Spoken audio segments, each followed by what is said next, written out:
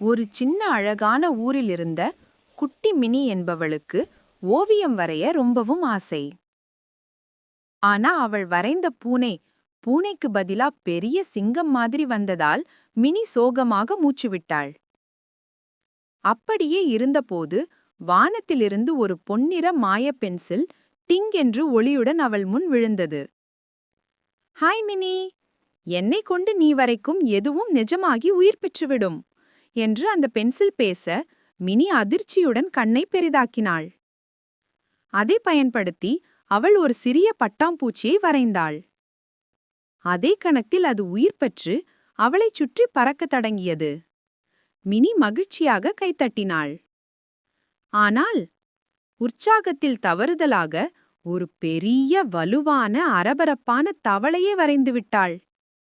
அது உயிர் பெற்று வீடு முழுக்க குதிக்க மினியின் டிஃபன், பொம்மை, அப்படியே அவள் சப்பாத்தியும் கூட விழுங்கிவிட்டது. மினி அதை பிடிக்க ஓடினாள். அது இன்னும் வேகமாக குதித்தது.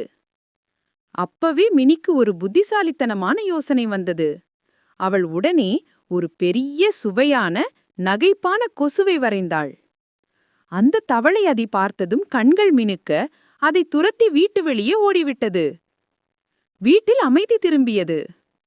அந்த நேரத்தில் மாயப்பென்சில் ஒளிர்ந்து, நீ ரொம்ப புத்திசாலி மினி, ஆனா உண்மையான மாயம் உன் கற்பனைதான் என்று சொல்லி நட்சத்திர தூளாகி மறைந்தது. பிறகு மினி சாதாரண பென்சிலால் ஒரு பூனையை வரைந்தாள். இந்த முறை அது அழகாகவும் சரியாகவும் வந்தது. இப்படி மினி உணர்ந்தாள், மாய பென்சில் இல்லாமல் கூட நம் கற்பனையே நம்முடைய உண்மையான மந்திரம்.